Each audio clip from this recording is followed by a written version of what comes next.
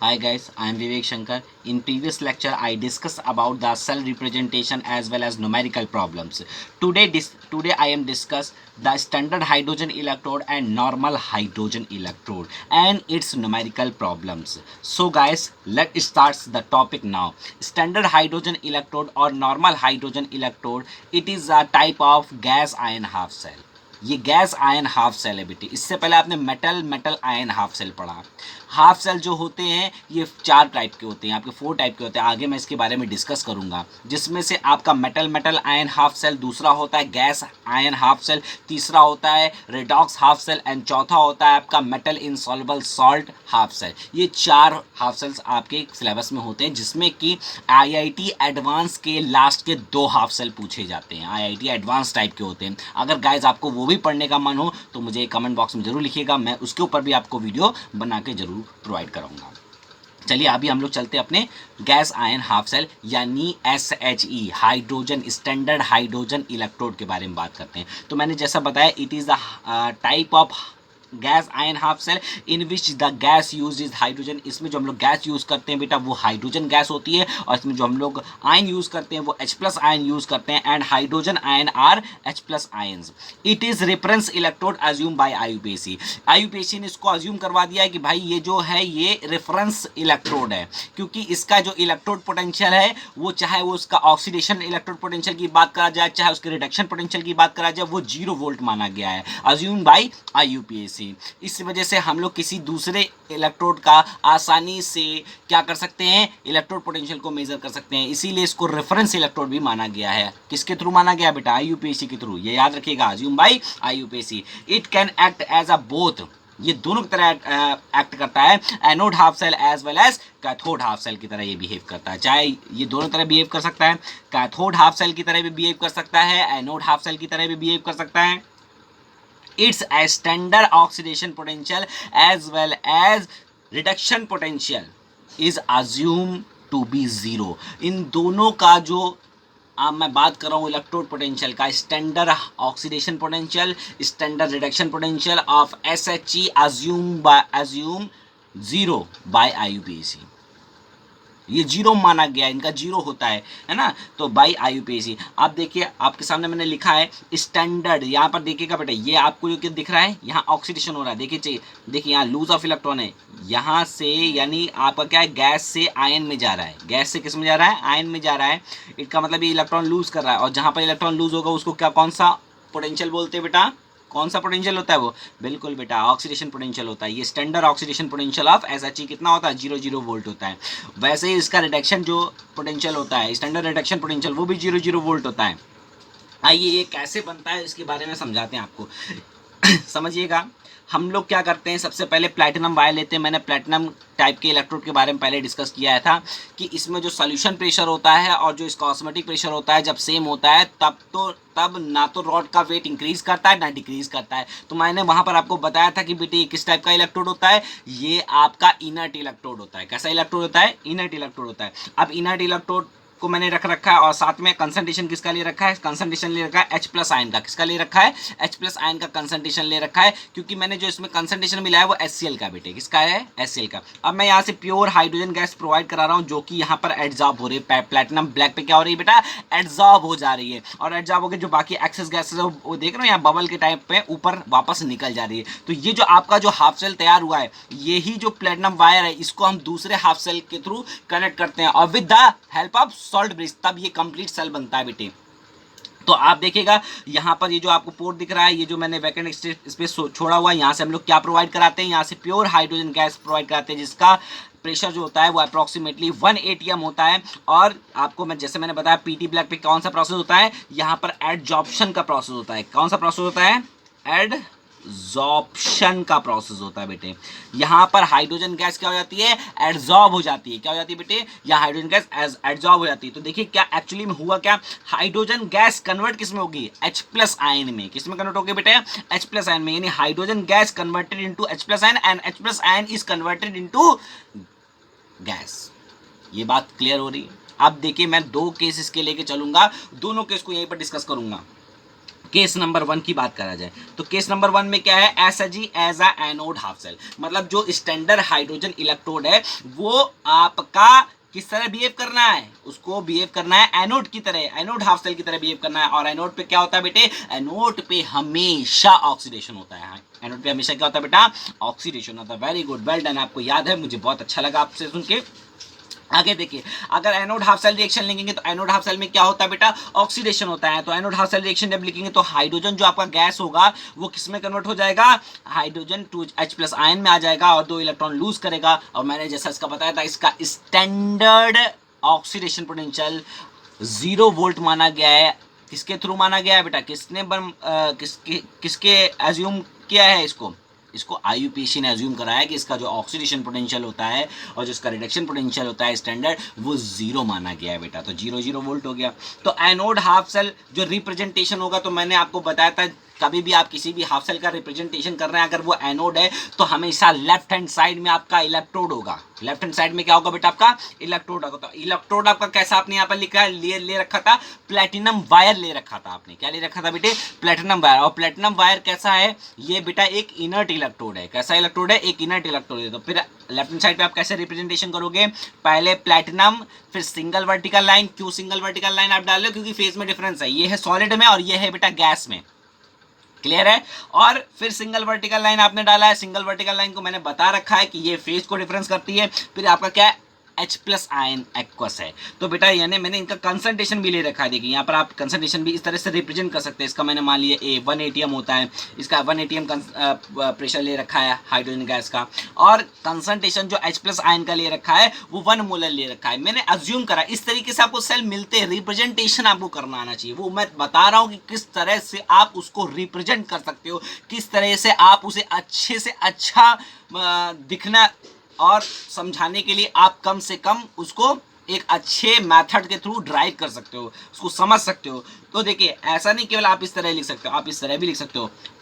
आप क्योंकि गैस जो हो रही थी वो प्लेटिनम वायर पे एड्सॉर्ब हो रही थी, तो आप प्लेटिनम के साथ इलेक्ट्रोड के साथ गैस को भी इन्वॉल्व कर सकते हो और सिंगल वर्टिकल लाइन डाल के क्या कर सकते हो बेटे, वहां पर H प्लस आयन का कंसंट्रेशन लिख सकते हो। तो ये है बेटा आपका रिप्रेजेंटेशन। इस तरीके से आप SHE को रिप्रेजेंट करते हैं, इस तरह से आप SHE को रिप्रेजेंट करते हैं। ऐसा नहीं कि केवल एनोड के केस में करते हैं, कैथोड के केस में भी करते हैं। बट कैथोड के केस में को क्या होता है, आपको मैंने जैसे बता रहा है, कैथोड के केस में क्या होता है बेटा, कैथोड के केस में जो होता है वहां पर रिडक्शन हो रहा होता है। एक्चुअली में वहां पर क्या हो रहा होता है, रिडक्शन हो रहा होता है। रिडक्शन जहां होगा यानी इलेक्ट्रोड राइट हैंड साइड पे होगा, बिल्कुल टर्मिनल पे होगा। वैसे ही अगर एनोड की बात कर रहे हैं तो एनोड में हमेशा लेफ्ट हैंड साइड के बिल्कुल टर्मिनल में आपको इलेक्ट्रोड मिलता है, आपको वहीं पर ही लिखना होता है बेटा। अगर आपने उसको कहीं और लिख दिया तो वो आपका गलत माना जाएगा। इसलिए आपको इन छोटी छोटी चीजों पर ध्यान रखना है बेटे, ठीक है। आगे बढ़ते हैं। अब मैंने यहाँ पर नेक्स्ट इक्वेशन अप्लाई करी। क्या अप्लाई करी बेटे, मैंने यहाँ पर नेक्स्ट इक्वेशन अप्लाई करी। नेक्स्ट इक्वेशन आपको याद है, हाँ सुनाइए, बताइए। बिल्कुल सही, E is equal to E naught minus 0.059 by n log concentration of product upon concentration of reactant. Well done, very good. तो आप बताइए आपको क्या करने के लिए मैंने बोला, इसमें यहाँ पर नेक्स्ट इक्वेशन आपको अप्लाई करनी है। क्या अप्लाई करनी है आपको, नेक्स्ट इक्वेशन अप्लाई करनी है। तो नेक्स्ट इक्वेशन आप किसके लिए अप्लाई कर रहे हो, एनोड हाफ सेल के लिए। और एनोड पे क्या होता है बेटा, ऑक्सीडेशन होता है। एनोड पे क्या होता है बेटा, ऑक्सीडेशन होता है। तो आप बताइएगा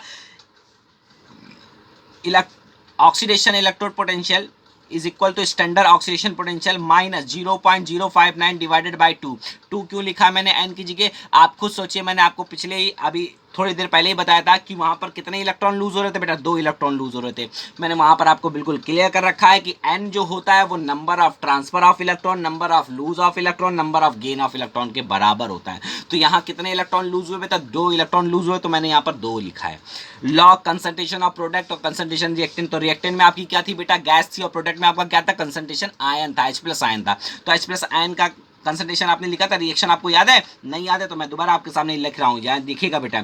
आपके पास था हाइड्रोजन, हाइड्रोजन क्या कर रहा था बेटे, 2 H प्लस आयन में कन्वर्ट हो रहा था और 2 इलेक्ट्रॉन लूज कर रहा था, याद आया, ये रिएक्शन है। तो अब ये क्या है बेटा आपका, ये तो रिएक्टेंट है, ये क्या है बेटा, रिएक्टेंट है, और ये क्या है बेटा, प्रोडक्ट है। ये क्या है बेटा, प्रोडक्ट है। ये बात क्लियर हो गई, ये आपका प्रोडक्ट, ये आपका क्या है बेटे, रिएक्टेंट है। इतनी बात क्लियर हो रही है आपको, तो आप रखिए ना बिल्कुल। प्रोडक्ट कहाँ आएगा बेटा, प्रोडक्ट हमेशा ऊपर आएगा और रिएक्टेंट हमेशा नीचे आएगा। तो रिएक्टेंट जो आपका है वो आपने नीचे लिख दिया, ऊपर क्या आपका प्रोडक्ट है। तो प्रोडक्ट में आप देख रहे हो कि इसका स्टैचोमेट्रिक किस में चला जाता है बेटा, बिल्कुल पावर में चला जाता है, बिल्कुल सही। अब आप जानते हो कि partial pressure of hydrogen gas आपने कितना लिया था बेटा, 1 atm लिया था, पीछे कितना लिया था बेटे, 1 atm लिया था। तो अगर 1 atm लिया तो नीचे क्या हो गया बेटा, 1 हो गया। तो इसका मतलब क्या बना, EOP इज इक्वल टू 0। अब 0 क्यों रखा, standard oxidation potential of SHE कितना होता है बेटा, 0 वोल्ट। किसने बताया, IUPAC ने आपको अज्यूम करने के लिए बोला है ना, तो आप 0 ही लिखेंगे, ठीक है। तो इसलिए मैंने यहाँ 0 लिखा है, minus 0.059 divided by 2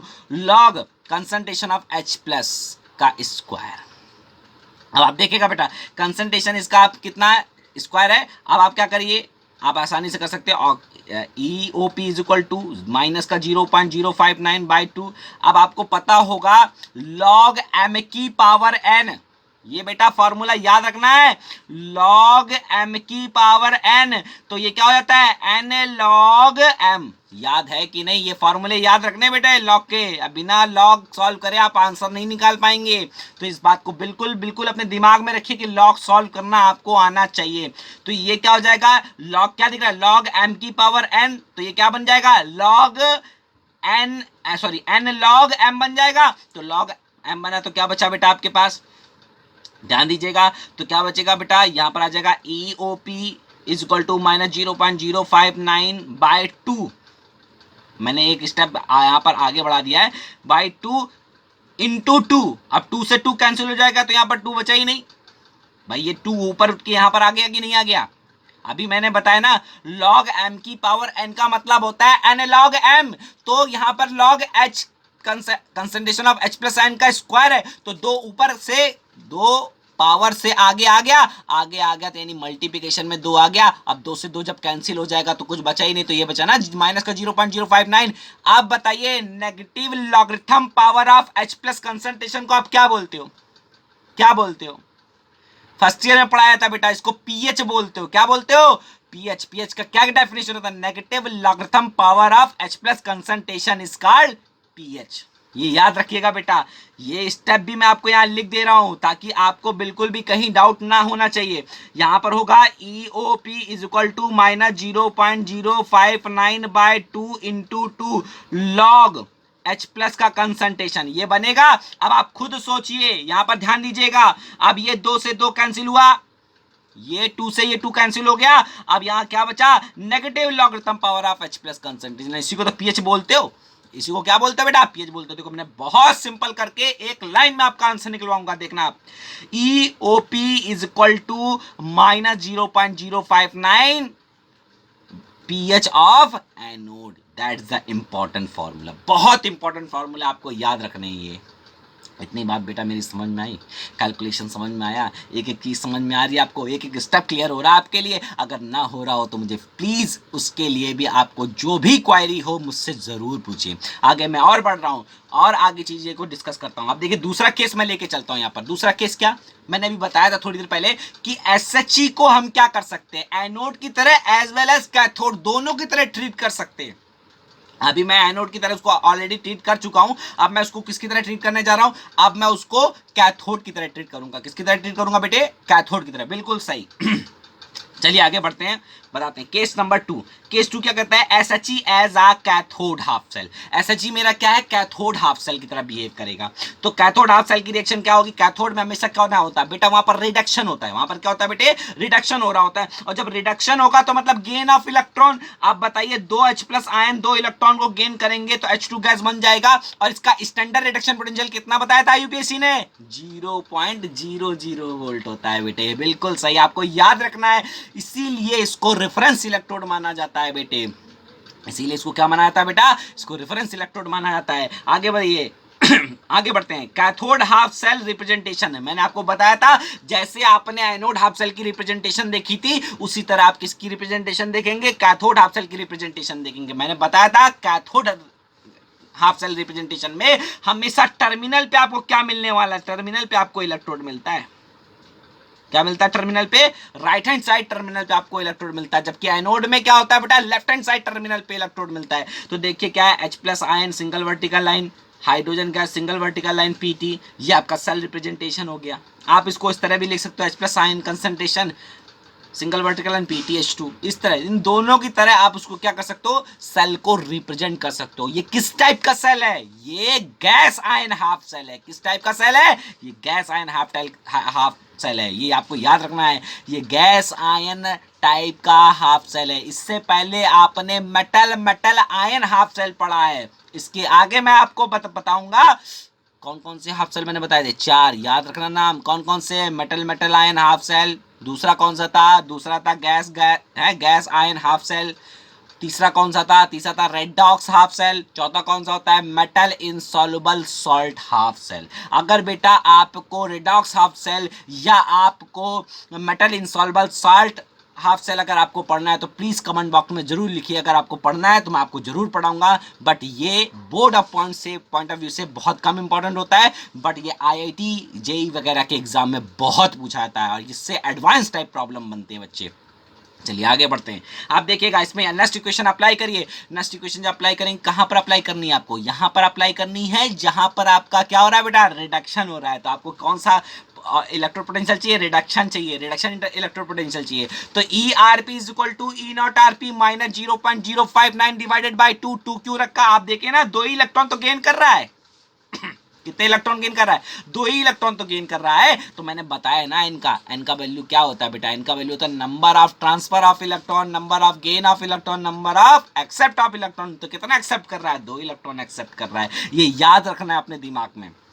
law of concentration of product upon reactant. देख बेटा प्रोडक्ट कहाँ है, रिएक्शन में देखो प्रोडक्ट कहाँ है, प्रोडक्ट ये रहा, रिएक्टेंट कहाँ है, ये रहा। वैसे ही लिखेंगे PH2 यानी partial pressure of hydrogen gas, और नीचे क्या लिखेंगे, कंसंट्रेशन ऑफ H+ आयन का स्क्वायर, क्योंकि स्टैचोमेट्रिक इसका कितना है, 2, और जब स्टैचोमेट्रिक को पावर में कन्वर्ट हो जाता है, आपको पता है, आपको आयनिक इक्विलिब्रियम को थोड़ा सा तो बेटा आपको पढ़ना पड़ेगा, क्योंकि आपको शायद आपका वो पॉइंट ऑफ व्यू भले बहुत वीक हो, जिसकी वजह से आपको कहीं ना कहीं दिक्कत होगी, बट उसको भी मैं कहीं ना कहीं कवर कराऊंगा। जब मैं 11 का पढ़ाऊंगा तो आप 11 की भी वीडियो मेरी देखिएगा, मैं वहाँ पर इस पॉइंट को बहुत अच्छे से क्लियर करूंगा, ठीक है। बट यहाँ पर मुझे 12 का पढ़ाना है, तो यहाँ पर भी याद रखिए। और आपको अपने मन से याद रखिएगा बेटा, इलेक्ट्रोकेमिस्ट्री कभी अकेले नहीं पूछी जाती। इलेक्ट्रोकेमिस्ट्री के साथ कभी थर्मोडायनामिक्स, कभी आपकी आयनिक इक्विलिब्रियम को ऐड करके पूछा जाता है, कभी कभी सॉल्यूशन को ऐड कर देते हैं। इस टाइप के क्वेश्चन पूछते हैं ताकि बच्चा कंफ्यूज रहे।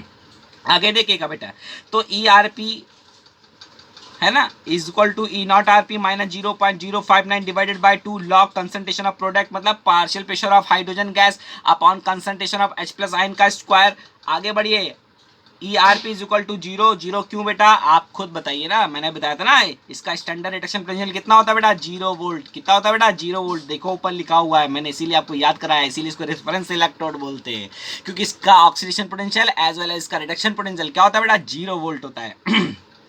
है ना, 0, है ना। अब देखिए यहाँ पर माइनस 0.059 डिवाइडेड बाय 2 होता है, but concentration of product upon reactant मैंने इसको चेंज कर दिया, तो यहाँ मैंने यहाँ प्लस का साइन लगा दिया। मैंने इस वैल्यू को ऊपर, इसको नीचे ले गया, तो मैंने यहाँ पर साइन को चेंज करना पड़ेगा। 0.059 डिवाइडेड बाय 2 लॉग कंसंट्रेशन आप क्या हो गया बेटा, रिएक्टेंट अपॉन प्रोडक्ट हो गया।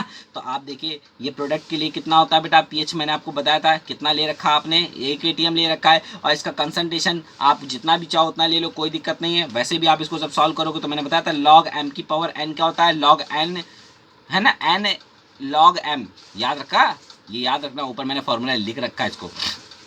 तो 2 से 2 कैंसिल हो जाएगा, क्या बचेगा बेटा, है ना, तो ये क्या बचेगा, नेगेटिव लॉगरिथम पावर और H+ कंसंट्रेशन। तो आपको याद रखना है ERP is equal to 0.059 pH of cathode. ये आपको pH दे के डायरेक्ट क्वेश्चन पूछ सकता है, या फिर आपसे कैसे क्वेश्चन पूछेगा बच्चे, या तो pH के क्वेश्चन के दे के बोल सकता है, या फिर आपसे कैसे क्वेश्चन पूछेगा, सिंपल क्वेश्चन पूछेगा। तो आपको मैंने दोनों ही क्लियर कर दिए हैं।